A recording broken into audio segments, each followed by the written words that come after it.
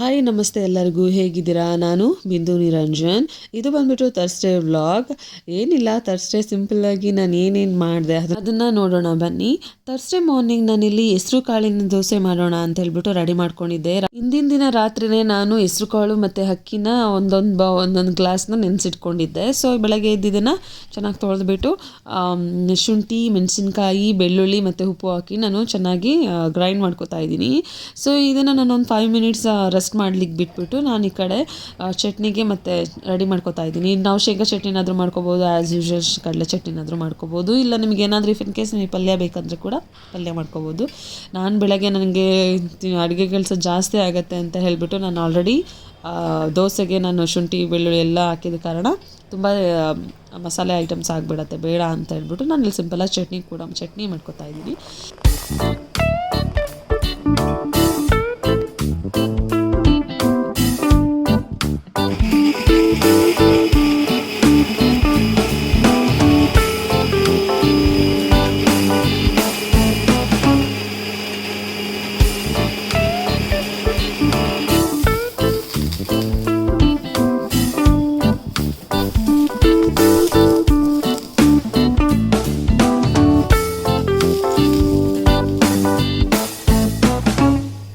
ಅಚ್ಚು 7 o'clock ಅವನು tennis ಕ್ಲಾಸಿಗೆ ಹೋಗೋದ್ರಿಂದ ಅವನನ್ನು ಬಿಟ್ಟು ಬರೋದು, ಕರ್ಕೊಂಡು ಬರೋದು, ಮತ್ತೆ ಸ್ಕೂಲಿಗೆ ಕರ್ಕೊಂಡು ಹೋಗೋದು ಅದೇ ಬೆಳಗ್ಗಿನ ಸ್ವಲ್ಪ ಜಾಸ್ತಿ ಇದಾಗ್ಬಿಡತ್ತೆ.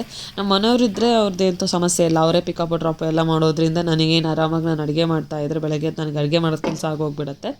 ಇವತ್ತು ಅವ್ರು ಇರದೇ ಇರೋ ಕಾರಣ ಪಿಕಪ್ ಡ್ರಾಪು ಎಲ್ಲ ನಂದೇ ಆಗಿತ್ತು. ಸೊ ಅವ್ರು ತ್ರಿಪುರ ಹೋಗಿದ್ರು, ಸೊ ಹಾಗಾಗಿ ನಮ್ಮನೇಲಿ ಕಸಿನ್ ಇದ್ದಾನೆ, ಸೊ ಅವನು ಹೋಗಿ ಬಿಟ್ಟು ಬರ್ತಾನೆ. ನಾನು ಒಂದು 8 o'clock ಹೋಗಿ ಪಿಕ್ ಮಾಡ್ಕೊಬರ್ಬೇಕು. ಅವನನ್ನು ಕರ್ಕೊಂಡು ಹೋಗೋದು ಮತ್ತು ಕರ್ಕೊಬರೋದು, ಮತ್ತು ಅಗೇನು 9 o'clock ಬಿಟ್ಟು ಬರೋದು. ಸೊ ಮಾರ್ನಿಂಗಲ್ಲಿ ಸ್ವಲ್ಪ ಒಂದು 3 times ಹೋಗೋದು ಬರೋದು ಇದೇ ಆಗೋಗ್ಬಿಡತ್ತೆ ಅಂತಲೇ ಹೇಳ್ಬೋದು. ಸೊ ಆಗ ಅಷ್ಟರೊಳಗಡೆ ಅವ್ನು ಬರೋ ಅಷ್ಟರೊಳಗಡೆ ನಾನು ಎಲ್ಲದನ್ನು ಮಾಡ್ಕೊಳ್ಳೋಕ್ಕೆ ಎಷ್ಟಾಗುತ್ತೋ ಅಷ್ಟು ಟ್ರೈ ಮಾಡ್ತೀನಿ. ಇಲ್ಲಿ ಬಂದುಬಿಟ್ಟು ಹೆಸರುಕಾಳು ದೋಸೆ ರೆಡಿ ಆಯಿತು. ಅದಕ್ಕೆ ಸಾಂಬಾರು ಇತ್ತು ನಾನು ಮಾಡಿದ್ದು ಆಲ್ರೆಡಿ. ಸೊ ಸಾಂಬಾರು ಮತ್ತು ಚಟ್ನಿ ರೆಡಿ ಮಾಡಿಕೊಂಡೆ. ಸೊ ಅವನಿಗೆ ಬಾಕ್ಸ್ನ ಪ್ಯಾಕ್ ಮಾಡಿಬಿಟ್ಟು ಮತ್ತು ಸ್ನ್ಯಾಕ್ಸ್ನೆಲ್ಲ ಪ್ಯಾಕ್ ಮಾಡಿಬಿಟ್ಟು ಅವನನ್ನು ಕರ್ಕೊಂಡು ನಾನು ಅವನಿಗೆ ತಿಂಡಿ ತಿನ್ನಿಸೋಷ್ಟ್ರೊಳಗೇ ನನಗೆ ಟೈಮ್ ಆಗೋಗ್ಬಿಡುತ್ತೆ. ಬಟ್ ಅವನಿಗೆ ಏನಾಗುತ್ತೆ ಅಂತಂದರೆ ಟೆನ್ನಿಸ್ ಕ್ಲಾಸಿಂದ ಬರೋಷ್ಟ್ರೊಳಗಡೆ ಅವನಿಗೆ 8:15 ಆಗೋಗ್ಬಿಡುತ್ತೆ. ವಿತಿನ್ 8:45 ಹೋಗೋದ್ರಿಂದ ಒಂದು 1/2 hour ಟೈಮ್ ಸಿಗುತ್ತೆ. ಅದರಲ್ಲಿ ಅವನಿಗೆ ಸ್ನಾನ ಮಾಡಿಸಿ ಅದಾದಮೇಲೆ ಅವನಿಗೆ ತಿಂಡಿ ತಿನ್ನಿಸಿ ನಾನು ಬಾಕ್ಸ್ಗೆಲ್ಲ ಪ್ಯಾಕ್ ಮಾಡಿಕೊಂಡು ಕೊಡೋಷ್ಟ್ರೊಳಗಡೆ ನನಗೆ 8:45 ಹೇಗೆ ಆಗುತ್ತೆ ಅನ್ನೋದೇ ಗೊತ್ತಾಗಲ್ಲ, ಸೂಪರ್ ಫಾಸ್ಟಾಗಿ ಓಡೋಗ್ಬಿಡುತ್ತೆ. ಸೊ ಹಾಗಾಗಿ ಮಾರ್ನಿಂಗ್ ಟೈಮಲ್ಲಿ ಸ್ವಲ್ಪ ಅಲ್ಲ ಜಾಸ್ತಿನೇ ಬ್ಯುಸಿ ಅಂತಲೇ ಹೇಳ್ಬೋದು. ಸೊ ಹಾಗಾಗಿ ಹೀಗಿರುತ್ತೆ ನನ್ನ ಒಂದು ಬೆಳಗಿನ ಮಾರ್ನಿಂಗ್ ಟೈಮು. ಇನ್ನು ನನಗೆ ಅಂತ ನಾನು ಏನೇ ಮಾಡ್ಕೋಬೇಕು ತಿನ್ನಬೇಕು ಅಂತ ಅಂದರೆ ನಾನು ಅವನನ್ನು ಸ್ಕೂಲಿಗೆ ಕಳಿಸಿದ ಮೇಲೇ ಎಲ್ಲ ಮಾಡ್ಕೊಳ್ಳಿಕ್ಕೆ ಸಾಧ್ಯ ಆಗುತ್ತೆ. ಇವರೆಲ್ಲ ಒಂದು ಸ್ಕೂಲ್ಗೆ ಹೋಗೋ ಸಂಭ್ರಮಗಳನ್ನ ನೋಡಿಬಿಟ್ರೆ ನಾವೆಲ್ಲ ಹೇಗೆ ಹೋಗ್ತಾ ಇದ್ವಿ ಅನ್ನೋದು ನಮಗೆ ನೆನಪಿಗೆ ಬರುತ್ತೆ. ಅವಾಗೆಲ್ಲ ನಮ್ಮ ಸ್ಕೂಲು ನಮಗೆ ಹೇಗಿತ್ತು ಅಂದರೆ ನಾವೆಲ್ಲ ಓದಿದ್ದು ಗೌರ್ಮೆಂಟ್ ಸ್ಕೂಲಲ್ಲೇ. ಸೊ ನಮಗೆ ಅದು ನಮ್ಮ ಮನೆಯಿಂದ ನಮಗೆ ನಮ್ಮ ಸ್ಕೂಲು ಹೋಗಲಿಕ್ಕೆ, ನಮ್ಮ ಪ್ರೈಮರಿ ಸ್ಕೂಲ್ಗೆ ಹೋಗಲಿಕ್ಕೆ ನಮಗೆ ಒಂದು 2 kilometers ಅಷ್ಟು ಆಗ್ತಾಯಿತ್ತು. ಸೊ ಅವಾಗೆಲ್ಲ ನಾವು ಬ್ಯಾಗ್ನೆಲ್ಲ ಹೊತ್ಕೊಂಡು ನಾವು ಲಂಚ್ ಬಾಕ್ಸ್ನ ತೊಗೊಂಡು ನಾವೇ ಹೋಗ್ತಿದ್ವಿ. ಇವಾಗೆಲ್ಲ ಬಂದಿರೋ ಥರ ಬಿಸಿ ಊಟದ ವ್ಯವಸ್ಥೆ ಎಲ್ಲ ನಮ್ಮ ಗೌರ್ಮೆಂಟ್ ಸ್ಕೂಲ್ಗಳಲ್ಲಿ ಇರಲಿಲ್ಲ. ನಾವೇ ಬಾಕ್ಸ್ ಎಲ್ಲ ತೊಗೊಂಡು ಹೋಗಬೇಕಾಗಿತ್ತು. ಆಮೇಲೆ ನಮಗೆ ಆ ಟೈಮೇ ಚೆನ್ನಾಗಿತ್ತು ಅಂತಲೇ ಅನಿಸುತ್ತೆ ಇವಾಗೆಲ್ಲ ನೋಡಿಕೊಂಡ್ರೆ. ನಾವು ಹೋಮ್ವರ್ಕ್ ಮಾಡ್ತಿದ್ದಂತೂ ತೀರಾ ಕಡಿಮೆ, ಆಟಾಡೋದ್ರಲ್ಲೇ ತುಂಬ ಟೈಮ್ ಪಾಸ್ ಮಾಡ್ತಿದ್ವಿ. ಬಟ್ ಈಗಿನ ಎಜುಕೇಷನ್ನು ಆ ಥರ ಇಲ್ಲ, ಮಕ್ಕಳಿಗೂ ಕೂಡ ಅಷ್ಟು ಫ್ರೀಡಮ್ ಇಲ್ಲ ಅಂತ ಅನಿಸುತ್ತೆ ಕೂಡ. ಯಾಕೆ ಅಂತಂದರೆ ಬಂದ ತಕ್ಷಣ ಅವರಿಗೆ ಸ್ವಲ್ಪ ಹೊತ್ತು ಆಟಾಡ್ಲಿಕ್ಕೆ ಅನ್ನೋದು ಒಂದು 2 hours ಆಟಾಡಕ್ಕೆ ಸಿಗುತ್ತೆ ಅನ್ನೋದು ಬಿಟ್ಟರೆ ಮತ್ತಿನ್ನೇನು ಟೈಮ್ ಸಿಗೋದೇ ಇಲ್ಲ ಅವ್ರಿಗೆ. ನಾವು ಆಗಲ್ಲ, ನಾವು ರಾತ್ರಿ ಎಷ್ಟೊತ್ತಾದರೆ ಹೆಚ್ಚು ಕಮ್ಮಿ ನಾವು 8 o'clock ತನಕ ಆಟಾಡಿದ್ದುಂಟು ಆವಾಗಿನ ನಮ್ಮ ಒಂದು ಟೈಮ್ಗಳಲ್ಲಿ. ಸೊ ಆಮೇಲೆ ನಾವು ಅದನ್ನು ತಲೆನೇ ಕೆಡ್ಸ್ಕೊತಾ ಇರಲಿಲ್ಲ. ಹೋಮ್ವರ್ಕ್ ಎಷ್ಟೊಂದು ಸರಿ ಸ್ಕೂಲ್ಗಳಲ್ಲೇ ಮಾಡ್ಕೊಂಡು ಬಂದಿದ್ದು ಉದಾಹರಣೆಗಳು ಕೂಡ ಇದೆ. ಸೊ ಆಗಿನ ಥರ ಈಗಿನ ಮಕ್ಳುಗಳು ಇಲ್ಲೇ ಇಲ್ಲ. ಅವ್ರಿಗೆ ಅಷ್ಟೊಂದು ಮೇಲೆ ಸ್ಕೂಲ್ಗಳಲ್ಲಿಂದ ಫ್ರೀಡಮ್ ಕೂಡ ಇಲ್ಲ ಅಂತಲೇ ಹೇಳಬಹುದು. ಅವನನ್ನು ಸ್ಕೂಲಿಗೆ ಕಳಿಸಿ ನಾನು ಒಂದು ಸ್ವಲ್ಪ ಹೊತ್ತು ಒಂದು 5-10 ನಿಮಿಷ ಆರಾಮಾಗಿ ರಿಲ್ಯಾಕ್ಸ್ ಮಾಡ್ತೀನಿ. ಸೊ ಅದಾದಮೇಲೆ ಈ ಥರ ಬಿಸಿಲಿಗೆ ಬಂದುಬಿಟ್ಟು ಎಕ್ಸಸೈಸ್ ಮಾಡ್ಕೊತ ಓಡಾಡ್ತಾ ಇರ್ತೀನಿ.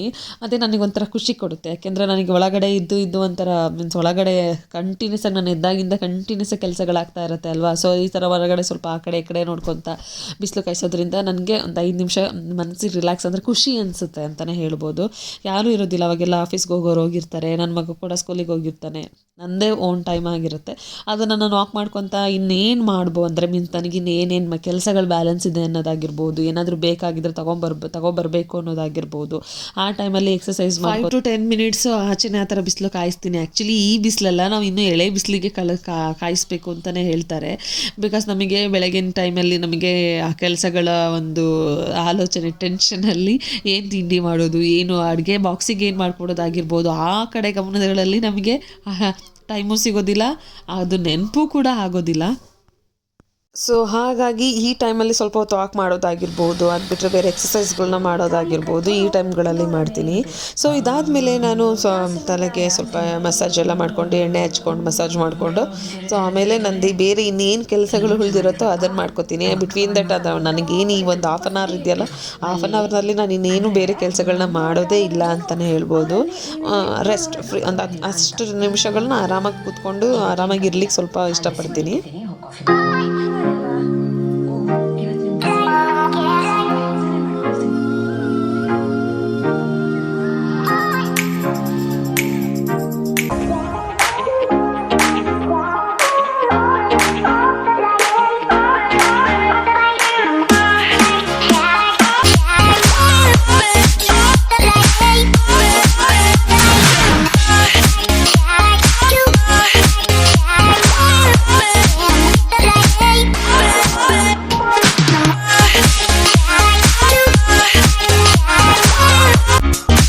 ಸೊ ಬೇರೆ ಇನ್ನೇನು ಉಳ್ಕೊಂಡಿರೋದಿಲ್ಲ. ಆಲ್ಮೋಸ್ಟ್ ಎಲ್ಲ ಕೆಲಸಗಳನ್ನ ಮಾಡಿಕೊಂಡೆ ಆಮೇಲೆ ನಾನು ಸ್ನಾನಕ್ಕೆ ಹೋಗೋದ್ರಿಂದ ಸೊ ಎಲ್ಲದೂ ಆಲ್ಮೋಸ್ಟ್ ಆಗೋಗಿರುತ್ತೆ.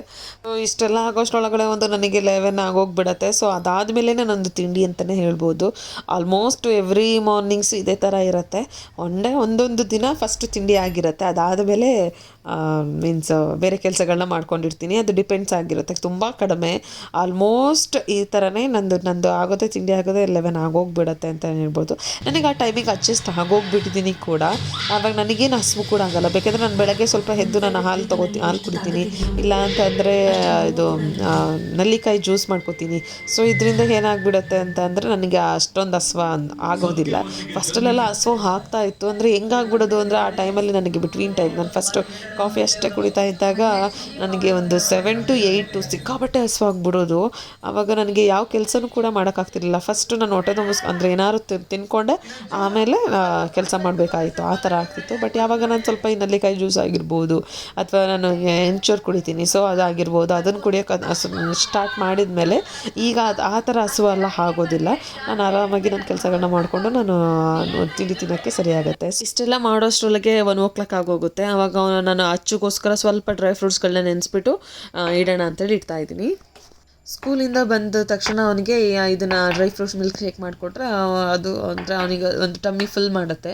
ಆ್ಯಕ್ಚುಲಿ ಇದನ್ನು ಬೆಳಗ್ಗೆನೇ ಮಾಡಿಕೊಡ್ಬೇಕು, ಬಟ್ ಬೆಳಗ್ಗೆ ಟೈಮಲ್ಲಿ ಏನಾಗುತ್ತೆ ಅಂತಂದರೆ ಅವನು ಎದ್ದೊಳೋಷ್ಟೊಳಗೇ 6:30 ಸೊ ಆ ಟೈಮಿಗೆಲ್ಲ ಇದ್ದು ಅವ್ನು ಫ್ರೆಶ್ ಅಪ್ ಆಗಿ ಹೋಗುವ ಒಂದು ಇದರಲ್ಲಿ ಅವನು ಹಾಲನ್ನ ಸರಿಯಾಗಿ ಕುಡಿಯೋದಿಲ್ಲ, ಡ್ರೈ ಫ್ರೂಟ್ಸ್ ಹಾಲಲ್ವಾ. ಸೊ ಅದು ಮಾಡಿದ್ಮೇಲೆ ಕಂಪ್ಲೀಟಾಗಿ ಕುಡಿಯೋದಿದ್ರೆ ಓಕೆ, ಮತ್ತು ಅವ್ನು ಬಿಟ್ಟು ಹೋಗ್ತಾನೆ ಅಂದರೆ ಬೇಜಾರಾಗುತ್ತೆ. ಸೊ ಹಾಗಾಗಿ ನಾನೀಗ ಕಬೋರ್ಡ್ ಕ್ಲೀನ್ ಮಾಡೋಣ ಅಂತ ಹೇಳ್ಬಿಟ್ಟು ಬಂದಿದ್ದೀನಿ. ಏನು ಪ್ರಾಬ್ಲಮ್ ಏನಂತ ಅಂದರೆ ನನ್ನ ಮಗಂದು ಮತ್ತು ನಂದು ಒಂದೇ ರ್ಯಾಕಲ್ಲಿ ಆಗಿರೋದ್ರಿಂದ, ಅಂದರೆ ಮೀನ್ಸ್ ಒಂದೇ ಕಬೋರ್ಡಲ್ಲಿ ಬಟ್ಟೆ ಇಟ್ಟಿರೋದ್ರಿಂದ ಏನು ಪ್ರಾಬ್ಲಮ್ ಆಗುತ್ತೆ ಅಂದರೆ ಅವನಿಗೆ ಏನಾದರೂ ಬೇಕಂದರೆ ಬಟ್ಟೆಗಳನ್ನ ಅವನು ಸೀದಾ ಬಂದು ನನ್ನ ಕಡೆಗೆ ನನ್ನ ರ್ಯಾಕಿಗೆ ಕೈ ಹಾಕೋದು. ಅಫ್ಕೋರ್ಸ್ ಅವನಿಗೆ ಅಂತಲೇ ನಾನು ಸಪ್ರೇಟಾಗಿ ಮಾಡಿ ಇಟ್ಟಿದ್ರು ಕೂಡ ಅವ್ನು ಬಂದು ನನ್ನ ರ್ಯಾಕಿಗೆ ಕೈ ಹಾಕೋದು. ಸೊ ಹಾಗಾಗಿ ಏನಾಗುತ್ತೆ, ಅವನಿಗೆ ಬೇಕಾಗಿರೋದನ್ನೆಲ್ಲ ಹುಡುಕಿ ಕಿತ್ತಾಕೋದ್ರಿಂದ ಆಬ್ವಿಯಸ್ಲಿ ನನ್ನ ರ್ಯಾಕು ಕೂಡ ಮೆಸ್ಸಿ ಆಗಿರುತ್ತೆ. ಸೊ ಹಾಗಾಗಿ ಅಂದರೆ ಮೀನ್ಸ್ ಬಟ್ಟೆ ಎಲ್ಲ ಆ ಕಡೆ ಆಗಿಬಿಟ್ಟಿರತ್ತಲ್ವ. ಸೊ ಹಾಗಾಗಿ ಅದಕ್ಕೆ ಏನು ಮಾಡ್ತಿದ್ದೀನಿ ಅಂತಂದರೆ ನಾನು ಎವ್ರಿ ವೀಕ್ ಒಂದ್ಸರಿ ಕ್ಲೀನ್ ಮಾಡ್ತಾನೆ ಇರ್ತೀನಿ. ಸೊ ಹಾಗಾಗಿ ಇವಾಗ ಕೂಡ ಮಾಡೋಣ ಅಂತ ಅಂದ್ಕೊಂಡಿದ್ದೀನಿ. ಇವತ್ತು ಸ್ವಲ್ಪ ನನಗೆ ಎಕ್ಸ್ಟ್ರಾ ಟೈಮ್ ಸಿಕ್ಕಿದೆ. ಯಾಕೆ ಅಂತ ಅಂದರೆ ಅವ್ನಿಗೆ ಇವತ್ತು ಅಬಕಸ್ ಕ್ಲಾಸ್ ಇರೋದ್ರಿಂದ ಅವ್ನಿಗೆ ಸ್ವಲ್ಪ 4:30ಗೆ ಬರ್ತಾನೆ. ಇವಾಗ 3:06 ಆಗಿದೆ. ಅವ್ನು ಬರೋಷ್ಟೊಳಗಡೆ ಎಲ್ಲ ಕಬೋರ್ಡ್ ಕ್ಲೀನ್ ಮಾಡಿಬಿಟ್ರೆ ನಂದು ಆಲ್ಮೋಸ್ಟ್ ಎಲ್ಲ ಇವತ್ತಿನ ಒಂದು ಕೆಲಸ ಮುಗ್ದಂಗೆ ಆಗುತ್ತೆ. ಸೊ ಹಾಗಾಗಿ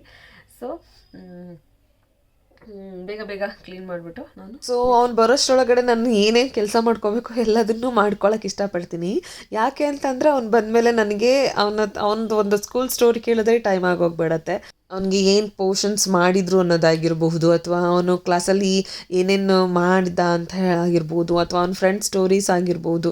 ಈ ಥರದ್ದು ಏನಾದರೂ ಒಂದು ಅವನ ಕಡೆಯಿಂದ ಸ್ಟೋರಿ ರೆಡಿ ಇರುತ್ತೆ. ಸೊ ಅವನು ಅದನ್ನು ಕೇಳಲಿಕ್ಕೆ ನಾನು ಕೂಡ ರೆಡಿ ಇರಬೇಕು. ಅದ್ರ ಜೊತೆಗೆ ಮತ್ತು ನನ್ನ ನೈಟಿಗೆ ಏನೇನು ಬೇಕು ಅದನ್ನೆಲ್ಲ ನಾನು ಅಡುಗೆನ ಆವಾಗಲೇ ಆಲ್ಮೋಸ್ಟ್ ರೆಡಿ ಮಾಡಿ ಇಡೋಕ್ಕೆ ಪ್ರಯತ್ನ ಪಡ್ತೀನಿ. ಸೊ ಹಾಗಾಗಿ ಅವ್ನು ಬಂದಿದ್ದೇನು ಬಿಟ್ವೀನ್ ದ ಟೈಮ್, ನನಗೆ ಅವ್ನು ಸ್ಕೂಲಿಂದ ಬಂದಮೇಲೆ ಟೈಮ್ ಸಿಗುತ್ತಲ್ಲ, ಅದನ್ನೆಲ್ಲ ನಾನು ಕಂಪ್ಲೀಟಾಗಿ ಅವನಿಗೇ ಅವನ ಜೊತೆ ಟೈಮ್ ಸ್ಪೆಂಡ್ ಮಾಡಲಿಕ್ಕೆ ಇಷ್ಟಪಡ್ತೀನಿ ಅಂತಲೇ ಹೇಳ್ಬೋದು. ಸೊ ಸ್ಕೂಲಿಂದ ಬಂದರು ನಮ್ಮ ಸಾಹೇಬರು. ಬಂದುಬಿಟ್ಟು ಅವನಿಗೆ ನಾನೊಂದು ವರ್ಕ್ ಕೊಟ್ಟಿದ್ದೆ.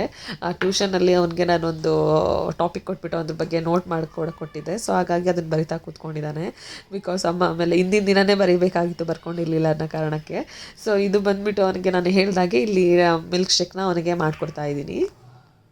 ಅವನನ್ನು ಸ್ಕೂಲಿಂದ ಕರ್ಕೊಂಡು ಬರುವಾಗಲೇ ಹಾಗೆ ನನಗೂ ಸ್ವಲ್ಪ ಕೆಲಸ ಇತ್ತು. ಅಂದರೆ ನನಗೆ ನನ್ನ ಸ್ಯಾರಿಗೆ ಅದು ಕುಚ್ಚೆಲ್ಲ ರೆಡಿ ಮಾಡ್ಕೋಬೇಕಾಗಿತ್ತು. ಸೊ ಹಾಗಾಗಿ ಅದಕ್ಕೆ ಸ್ವಲ್ಪ ಥ್ರೆಡ್ಗಳು ಮತ್ತು ನೀಡಲ್ಸ್ ಎಲ್ಲ ಬೇಕಾಗಿತ್ತು. ಸೊ ಅದನ್ನೆಲ್ಲ ತೊಗೊಂಡು ಬಂದು ಆಮೇಲೆ ಇಲ್ಲಿ ಅವನಿಗೆ ಮಿಲ್ಕ್ ಶೇಕ್ ಮಾಡೋಣ ಅಂತ ಹೇಳ್ಬಿಟ್ಟು ಸ್ಕೂಲಿಂದ ಬಂದಮೇಲೆ ಮಾಡಿಕೊಡ್ತಾ ಇದ್ದೀನಿ. ಸೊ ಇದಕ್ಕೆ ನಾನು ಜೋನಿ ಬೆಲ್ಲ ಯೂಸ್ ಮಾಡ್ತೀನಿ. ಅವನಿಗೆ ಬೆಳಗ್ಗೆ ಆಗಿರ್ಬೋದು ಅಥವಾ ಸಂಜೆ ಆಗಿರ್ಬೋದು ಅವನಿಗೆ ನಾನು ಯಾವುದೇ ಥರ ಸಕ್ಕರೆ ಹಾಕಿ ಕೊಡೋದಿಲ್ಲ. ಯಾವಾಗಲೂ ಅವನಿಗೆ ನಾನು ಜೋನಿ ಬೆಲ್ಲ ಅಂತಲೇ ಸಿಗುತ್ತೆ. ಸೊ ಅದನ್ನು ಯೂಸ್ ಮಾಡ್ತೀವಿ. ಆ ಜೋನಿ ಬೆಲ್ಲ ಇಲ್ಲ ಅಂದರೆ ಪುಡಿ ಬೆಲ್ಲ ಹಾಕಿಬಿಟ್ಟು ನಾನು ಕೊಡ್ತೀನಿ. ಸಕ್ಕರೆ ಸ್ವಲ್ಪ ಕಮ್ಮಿನೇ. ನಾನು ಆಮೇಲೆ ನಾನು ಬೆಲ್ಲ ಹಾಕೋದಾದ್ರೂ ಅವನಿಗೆ ತುಂಬ ಸ್ವೀಟಾಗಿ ಮಾಡಿಕೊಡೋಲ್ಲ, ಸ್ವಲ್ಪ ಮೈಲ್ಡ್ ಸ್ವೀಟಾಗೆ ಮಾಡಿಕೊಡೋದು. ಬಿಕಾಸ್ ಅಷ್ಟು ಒಳ್ಳೇದಲ್ಲ ಸ್ವೀಟು ಅಂತ ಹೇಳ್ಬಿಟ್ಟು ಅಷ್ಟೇ. ಅವನು ಏನಿಲ್ಲ, ನೀವು ಹೆಂಗೆ ಮಾಡಿಕೊಟ್ರು ಅವನು ಅಷ್ಟೊಂದು ಇಷ್ಟಪಟ್ಕೊಂಡೇನು ಕುಡಿಯಲ್ಲ. ನೋಡ್ರಿ ಅವ್ನ ಮುಖ ಹೇಗಾಗ್ತಾ ಇದೆ ಅಂತ ಕುಡಿಬೇಕು ಅಂತ ಹೇಳ್ಬಿಟ್ಟು. ಸೊ ಅದನ್ನೆಲ್ಲ ಮುಗಿಸ್ಬಿಟ್ಟು ಅವನಿಗೆ ಸ್ವಲ್ಪ ಚಾಕ್ಲೇಟ್ ಬೇಕಿತ್ತು ಅಂತ ಹೇಳ್ಬಿಟ್ಟು ಕೇಳ್ದ. ಸೊ ಅದಕ್ಕೋಸ್ಕರ ಚಾಕ್ಲೇಟ್ ಮಾಡಿಕೊಡ್ತಾ ಇದ್ದೀನಿ. ಸೊ ಈ ಥರ ಇತ್ತು ನನ್ನ ಥರ್ಸ್ಡೇ ವ್ಲಾಗ್. ಹೇಗಿತ್ತು? ಇಷ್ಟ ಆದರೆ ಲೈಕ್ ಮಾಡಿ, ಶೇರ್ ಮಾಡಿ, ಕಾಮೆಂಟ್ ಮಾಡಿ. So thank you everyone.